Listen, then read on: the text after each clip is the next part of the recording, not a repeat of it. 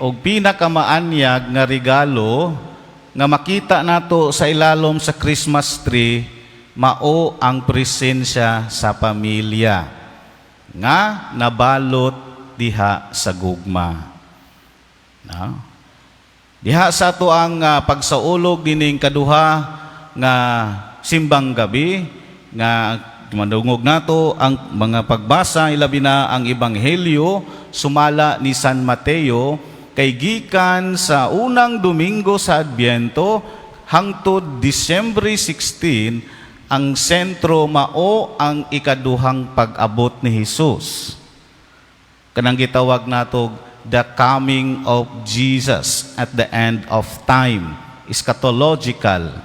Pero sugod sa December 17 mautro ang sentro or adunay kabag-uhan. There is a shift of our focus.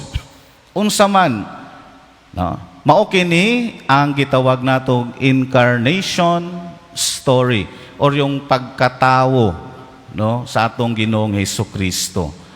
Diha nakasentro ang ato ang mga pagbasa karon. Sa unang pagbasa, masaksihan nato ang papel ni Juda sa kasaysayan sa kaluwasan.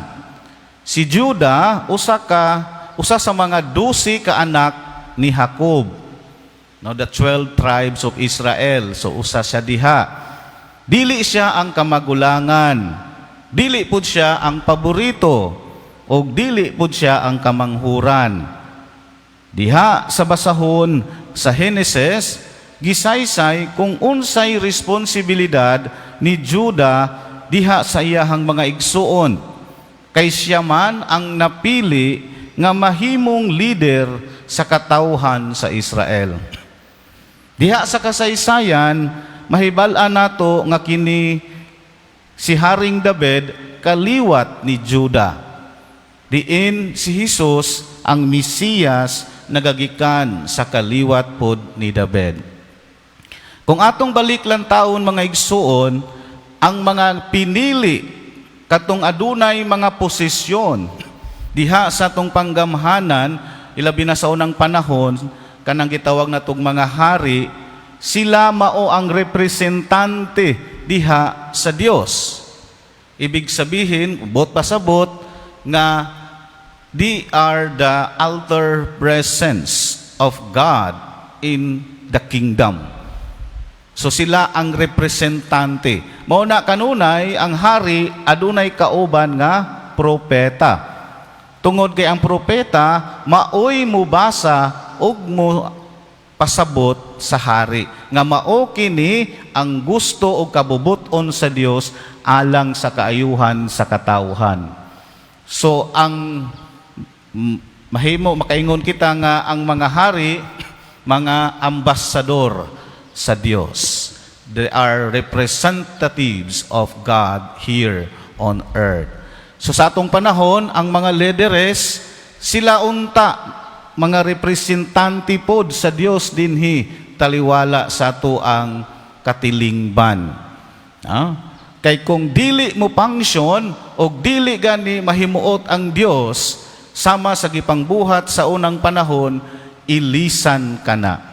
Pulihan og mangita og bag-ong hari sama sa gibuhat diha sa basahon sa mga hari na kung diin si Haring Saul gipulihan ni Haring David tungod kay wala naman siya maminaw, wala naman siya musunod diha sa mensahe sa Dios alang kaniya. Mao na nga maigsoon ng hagit karon.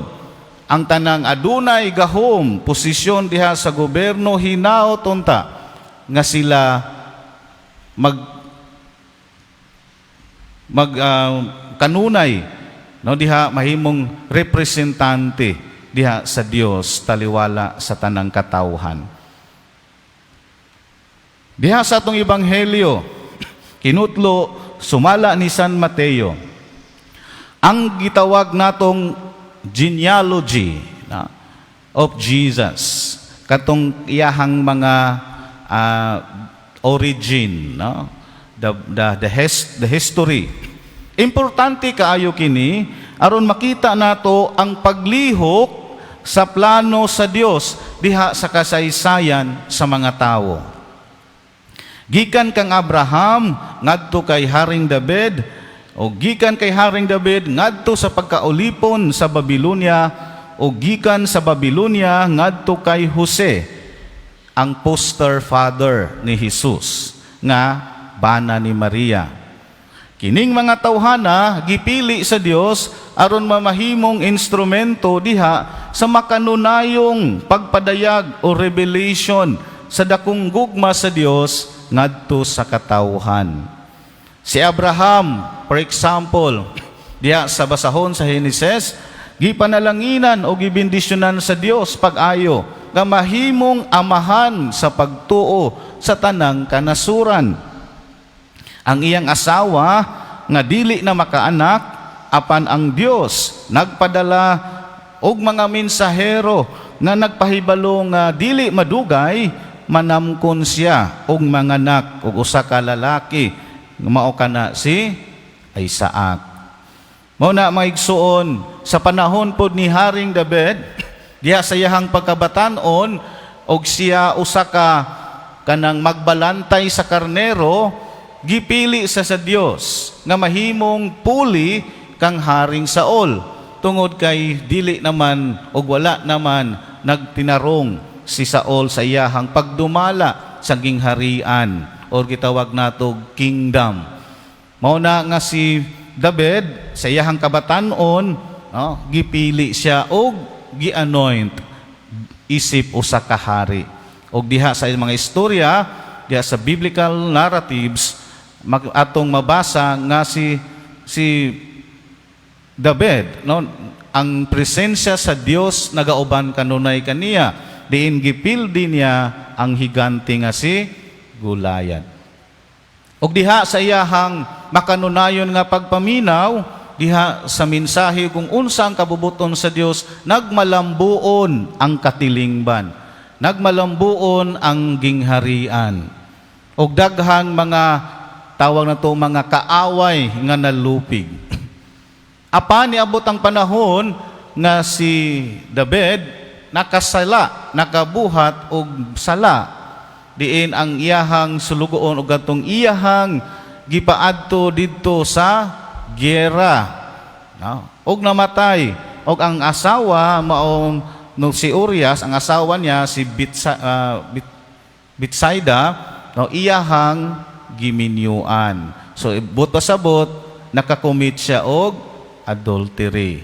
Og diin didto nagkasakit siya og namatay.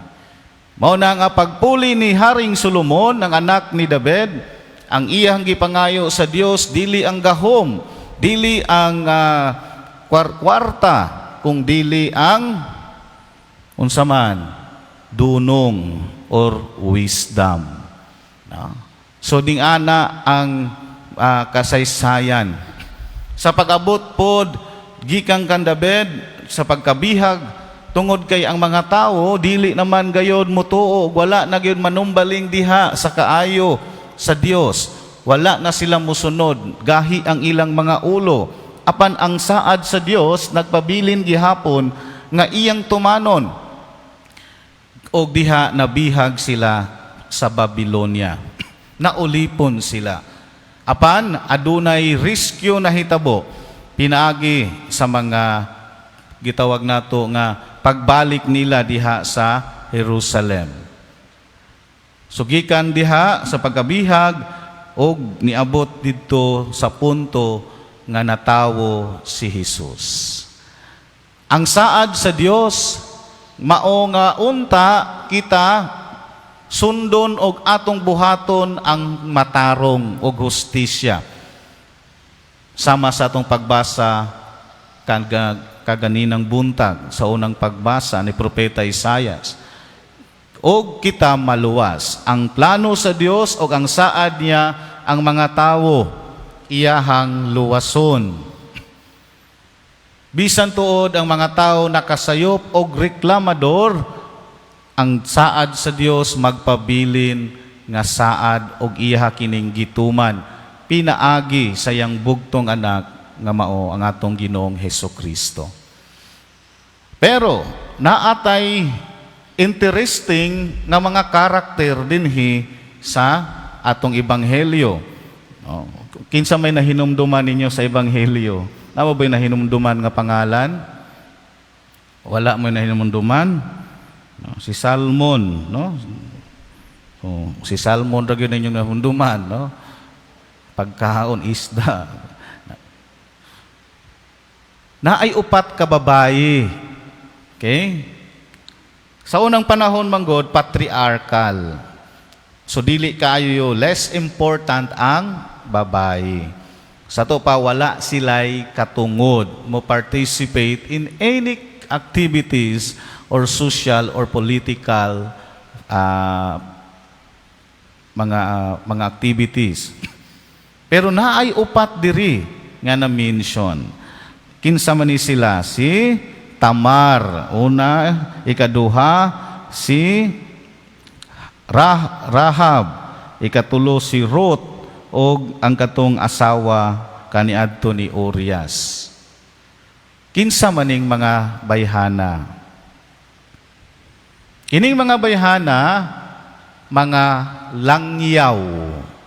Bot pasabot, dili sila kanang mga Hudyo.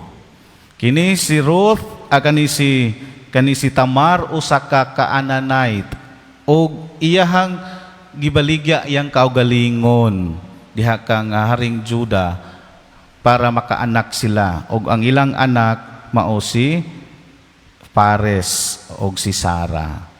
No, so murag nibaligya iyahang kaugalingon. No. Kani si Rahab usapod ka Canaanite, no, prostitute nga niuban diha sa gikan sa gitawag natog disyerto to the promised land. Kani si Ruth mao gihapon, no? Og kani si ang asawa ni Urias mao gihapon, usa ka Hittite.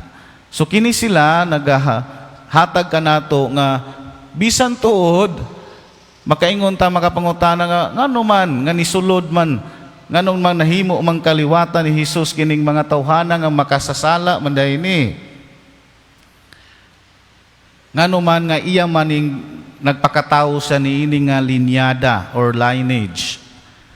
Bot pasabot ani maigsuon nga diha sa iyang pagpakatawo iyahang gisudlan ang kasaysayan sa gitawag natong katong kasalaanan, yung mga sala. Kay mauna ang iyahang tumong og tinguha nga pag-abot niya isip usa ka Mesiyas iya kining sulbaron, iya kitang luwason diha sa pagpakasala og bag-uhon diha sa tuang pagkatawo isip mga anak sa Dios. Muna maigsuon ang atong mga pagbasa karon nagasintro gayod sa pamilya. No? Pamilya. Ang importante nga ang presensya dili tong unsay inyuhang ikahatag. Sa pagkakaron nga pandemya o walay mga social gathering, walay mga party o walay mga meeting with friends, mga colleagues.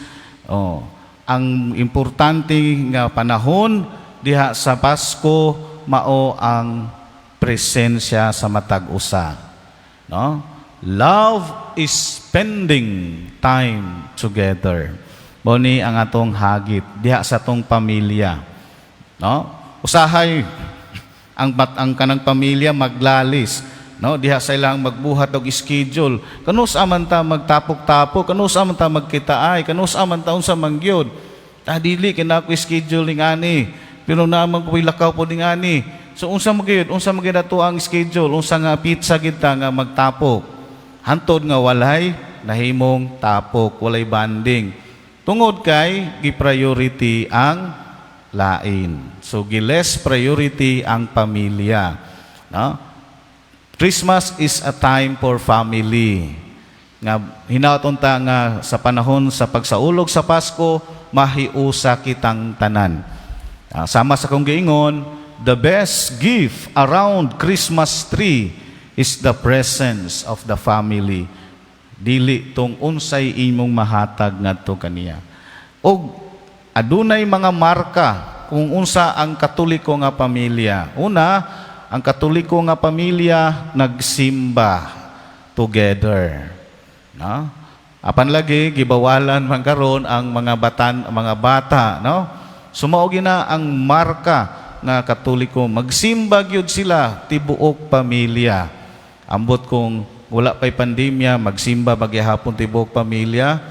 No, ambot lang asa ng mga kasagaran diri puro man mga lalaki, dili. Asa naman mga babayi, no? So nagsimba sila together. Og ang ilahang kusog nagagikan diha sa sakramento sa Eucharistia. No? Ang ikaduha, ang pamilya nagampo together. No? Nagampo pa ba mo? Together? No? Kay ay ningon ang PCP2, Plenary Council of the Philippines, Second Plenary Council of the Philippines, ang gitawag natong pamilya, the family is the sacrament of God. Buto sabot nga diha sa pamilya naumol ang gugma. Og diha sa gugma dapat imatuto ang mga anak. Gitawag natog faith formation, ang pagtuo, paghulma sa pagtuo. Kung dili kini siya mabuhat, dili gayud magmalinawon, magmalipayon ang membro.